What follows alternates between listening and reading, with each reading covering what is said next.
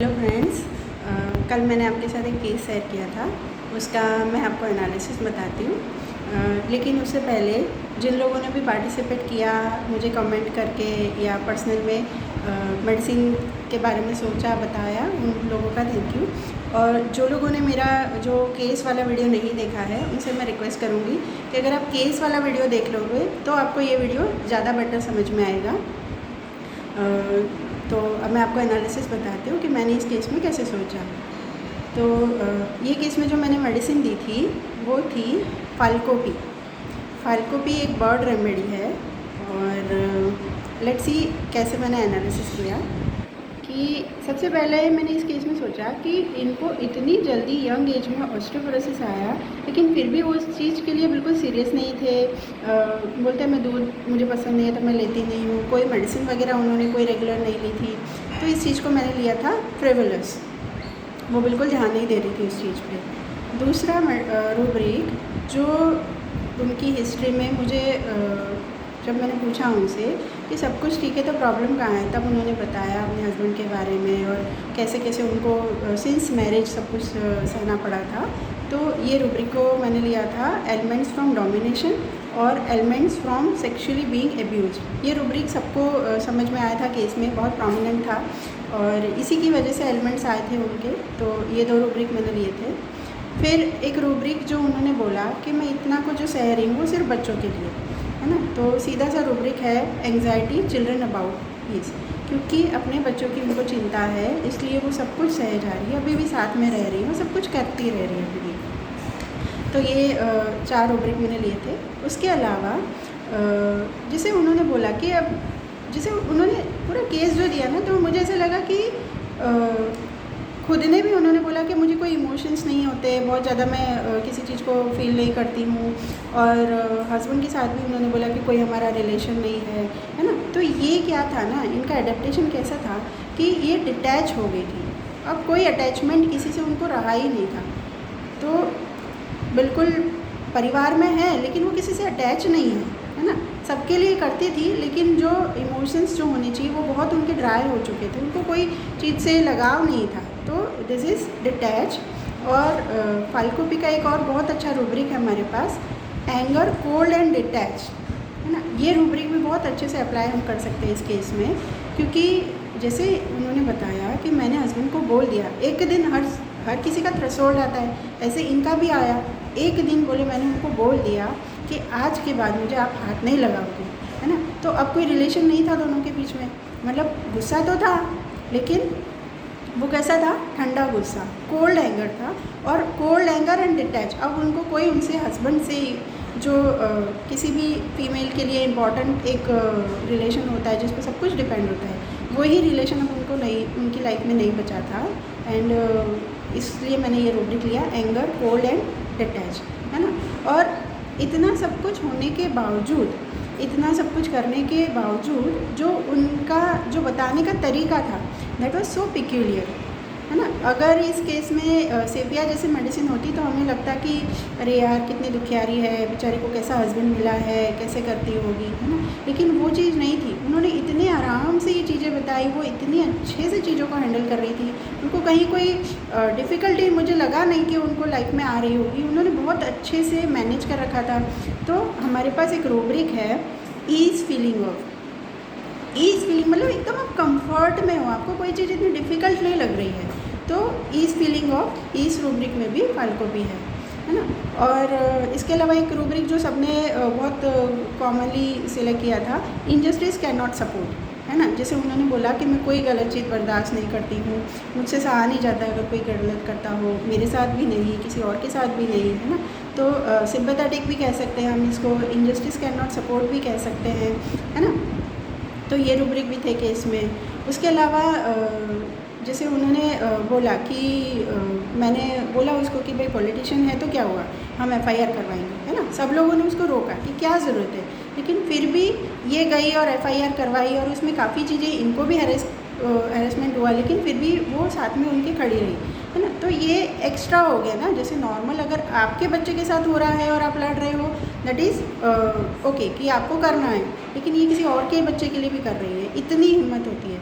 तो इसमें इसके लिए हम रूब्रिक ले सकते हैं ऑडेसिटी, है ना, जहाँ आपको हिम्मत की ज़रूरत है, सच्चाई के लिए आप लड़ते हो, दैट इज़ ऑडेसिटी, ये भी ले सकते हैं। या आप ये समझ लो कि danger, no sense of danger में भी फाल्कोपी है, क्योंकि इनको वो डर वगैरह इनके मन में नहीं होता, क्योंकि दे आर सो कैपेबल, ये बहुत आराम से चीज़ों को कर सकते हैं। इनको इनमें इतनी पावर होती है, जैसे अगर आप फाल्को बर्ड देखो तो वो कितनी स्पीड में उड़ता है ना, मोर देन 300 किलोमीटर से ज़्यादा उसकी रफ्तार होती है। बादलों में अगर वो उड़ता है तो वो उसको बहुत आराम से, उसको जैसे जो छोटे बर्ड्स रहते हैं वो बारिश के टाइम पे नीचे आ जाते हैं, लेकिन फाल्कोन नहीं रुकता है, वो बादलों को चीर के आगे निकलने वाला बर्ड है। तो इतना कैपेबल वो होता है। ऐसे ही पेशेंट में भी इतनी कैपेसिटी होती है और वो इजीली चीज़ों को हैंडल कर सकता है। सो इस फीलिंग में भी है, और इवन ब्लीसफुल फीलिंग में भी फाल्को भी है। बहुत अपने आप को ब्लीस मतलब बहुत खुश रहने वाला बर्ड है, ठीक है। और जैसे ये जो होता है, हमें ऐसा लगेगा कि इतना कैपेबल है, लेकिन फिर भी क्यों इतना करता है ना।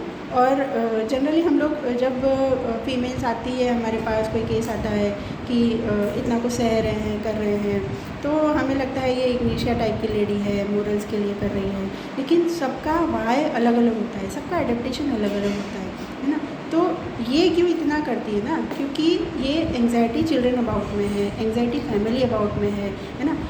बर्ड रेमेडी है, तो बर्ड्स को क्या चाहिए ना, एक परिवार की ज़रूरत होती है, उनमें कैपेसिटी होती है, लेकिन जैसे कोई भी एनिमल में देखो ना, उनको एक ग्रुप की, परिवार की, ज़्यादातर एनिमल्स में ये हम देख सकते हैं। तो ऐसे ही बर्ड थीम में भी ये होता है कि उनको परिवार की ज़रूरत होती है, तो वो अपना एम्बिशन बहुत इजीली अचीव करने वाले या कैपेबल इंसान होते हैं। वो भी एकदम इजीली चीज़ों को छोड़ के परिवार के लिए अपना सब कुछ छोड़ के और परिवार में ही अपना सब कुछ दे देते हैं, अपना जीवन मतलब पूरा परिवार को ही दे देते हैं। और अब जैसे ऑब्वियसली कोई भी मेडिसिन हो, चाहे वो इग्निशिया हो या चाहे कोई कार्सिनोसिन हो या कोई भी हो, लेकिन हर किसी का एक सैचुरेशन लेवल आता है ना, कि आप कितना ही कुछ कर रहे हो, लेकिन परिवार फिर जब आपको सामने समझता नहीं है या आपकी वैल्यू नहीं होती है ना, तो आपको कहीं ना कहीं एक लेवल पे जाके आपको फील होता है कि ये क्या हो रहा है मेरे साथ। सो फाल्को भी है, वो आज़ाद उड़ने वाला पंछी है, वो भी जब अपने परिवार के लिए अपना सब कुछ छोड़ के परिवार के लिए करता है और उसको नहीं समझा जाता है, तब उसमें भी एक टाइम के बाद अलग अलग डिल्यूजन्स आते हैं। जैसे डिल्यूजन ट्रैप्ड ही, उसको लगता है मैं फंस गई, मैंने सोचा क्या था और वो क्या गया, तो मैं फंस गई।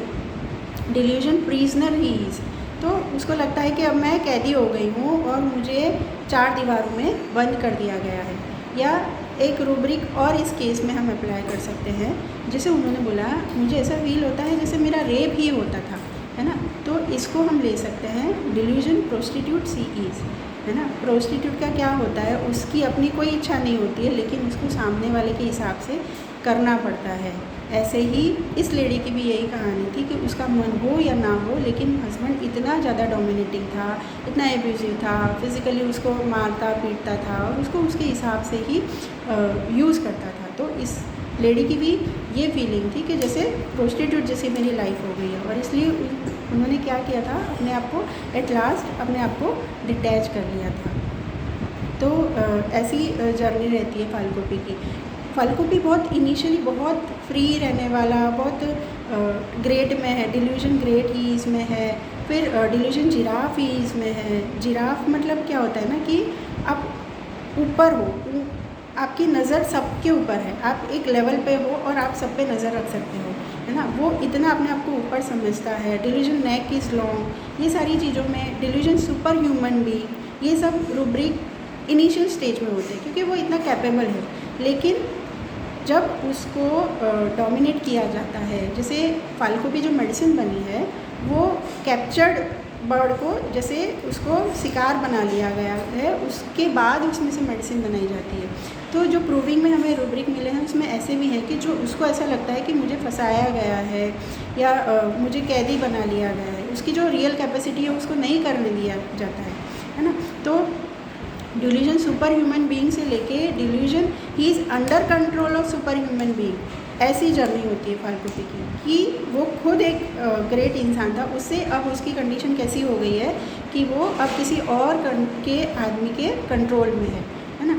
तो इस वजह से बहुत ये उसको ऐसा लगता है कि कहीं चली जाओ, जैसे पेशेंट ने बोला मुझे ऐसा लगता है कहीं चली जाओ, छोड़ दो सब कुछ, है ना। तो ये रूब्रिक हम ले सकते हैं रेजिग्नेशन। रेजिग्नेशन मतलब उसको लगता है कि अब छोड़ दो, हम रिज़ाइन कर देते कि अब मुझे नहीं करना है, छोड़ो। तो ये रेजिग्नेशन में आती है और उसको ऐसा लगता है कि जैसे मैं क्या थी और अब मैं क्या हो गई हूँ। तो डीपर्सनलाइजेशन, बिल्कुल एक आइडेंटिटी उसकी जो थी और अभी वो है, वो बहुत कन्फ्यूजन उसको लगता है कि मैं क्या थी और क्या थी हो गई हूँ, है ना। तो ये डीपर्सनलाइजेशन हो जाता है। तो ऐसी फाल्कोपी की जर्नी रहती है। और मुझे एक और चीज़ मुझे इस केस में मिली थी, जो पेशेंट ने बहुत यूनिक लाइन थी उनकी। उन्होंने बोला था कि जैसे मेरा स्टाफ है ना, वो मुझे ये बोलता है कि मैम आप कितना फास्ट चलते हो, आप चलते हो या उड़ते हो। तो ये जो लाइन थी ना, दैट वाज सो पिक्यूलियर। मुझे लगा कि ये मेडिसिन कुछ कार्सिनोसिस से कुछ अलग है। और फिर मैंने सारे रूब्रिक्स को स्टडी किया, फिर मुझे लगा ये फाल्कोपी देना चाहिए इनको। और फाल्कोपी देने के बाद उनको काफ़ी बेटर महसूस हुआ, जो बोन पेन था वो सब कुछ ठीक हो गया, जो अपने आप को हैवी फील करते थे वो लाइट हो गया और बहुत रिलैक्स महसूस करने लगे। जो पहले उन्होंने बोला था कि मुझे कोई फ़र्क नहीं पड़ता, खाना मिले तो रूखी सूखी या नीचे सोना है तो भी मैं सो जाऊँगी, दैट वॉज कंटेंट ऑफ फाल्कोपी। तो अब वो उनको भूख लगने लगी थी, अच्छे से नींद आने लगी थी, तो काफ़ी बेटर महसूस किया उन्होंने। तो ये केस था। और मैं थोड़ा सा डीडी आपको बता देती हूँ कि काफ़ी लोगों ने कॉस्टिकम बोला था और काफ़ी लोगों ने कार्सिनोसिन भी बोला था। तो अगर कॉस्टिकम को देखें तो एक इनजस्टिस कैन नॉट सपोर्ट या ऑडेसिटी या वो जो फैसेट जो उन्होंने एक इंसिडेंस बताया था, उसके अलावा मुझे कुछ इतना मैच होता हुआ नहीं नज़र आया कॉस्टिकम का। सो कॉस्टिकम मैंने नहीं सोचा। और एंग्जाइटी चिल्ड्रन अबाउट में भी शायद फ्रिवुलस में और ये सब चीज़ रूब्रिक्स में कॉस्टिकम नहीं है, तो इसलिए मुझे कॉस्टिकम नहीं लगा। कार्सिनोसिन के बहुत क्लोज थी, क्योंकि बहुत इतना कुछ सह रही थी और हंस के सह रही थी, तो हमें लगता है ये हाई स्पिरिटेड है या बच्चों की इनको एंग्जाइटी फैमिली चिल्ड्रन अबाउट में है ना।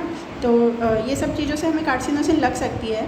लेकिन कार्सिनोसिन का जो एडेप्टेशन रहता है ना, वो क्या होता है ना, उसको लॉन्गिंग फॉर गुड ओपिनियन है, इसलिए वो क्या करता है कि प्लीजिंग डिज़ायर टू प्लीज़ में है, प्लस हार्मनी डिज़ायर में भी कार्सिनोसिन है। कार्सिनोसिन को फियर ऑफ रिजेक्शन रहता है कि कहीं मुझे कोई छोड़ ना दे, है ना। तो वो उसको कोई क्रिटिसाइज़ करे या रिप्रोच करे, इस चीज़ों के लिए बहुत सेंसिटिव रहता है कार्सिनोसिन। तो वो कोशिश यही करता है कि मैं हो सके इतना अपने IPR को खुश रखूँ, है ना। लेकिन इस केस में ऐसा नहीं था। इन्होंने अल्टीमेटली पहले ही उन्होंने ये कहा कि मैंने बच्चों के हिसाब से सोचा इस बदल जाएंगे, लेकिन जब ये नहीं बदले तो अल्टीमेटली एक दिन ऐसा आया जब इन्होंने अपने हस्बैंड को ही मना कर दिया कि आज के बाद तो मुझे हाथ नहीं लगाओ, है ना। तो कार्सिनोसिन का एडेप्टेशन ऐसा नहीं होता, वो प्लीज़ करते रहेगा, वो हार्मनी मेंटेन करने की कोशिश करेगा, वो अपने हस्बैंड को समझाएगा, वो हस्बैंड के हिसाब से ही चलती रहेगी। वो लास्ट तक अपने मर्ज़ी के ख़िलाफ़ फियर ऑफ रिजेक्शन में कि भाई मुझे कोई छोड़ ना दे, इसलिए वो सामने वाले को खुश करने में लगी रहती है। लेकिन ये पेशेंट का थोड़ा एडेप्टेशन अलग था, इसलिए मैंने कार्सिनोसिन नहीं सोचा। सेपिया भी माइंड में आई थी मेरे एक बार, लेकिन सेपिया का हाउ जो होता है वो और फाल्कोपी का हाउ जो होता है वो बहुत अलग होता है। सेपिया जो है वो रोते रोते बताएगी, हमें उस पर दया आएगी क्योंकि वो पुअर में है, पैथेटिक में है ना। तो हमें फील होगा कि हाय बेचारी को कितना दर्द है, कितना कैसा हस्बैंड मिला है।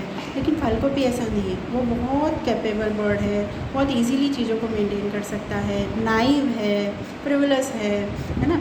तो इस तरह से हाउ ऑफ द पेशेंट बहुत अलग था। सो मैंने इनको फाल्कोपी दिया था। आई होप आपको ये केस समझ आया होगा, पसंद आएगा। और देखने के लिए थैंक यू।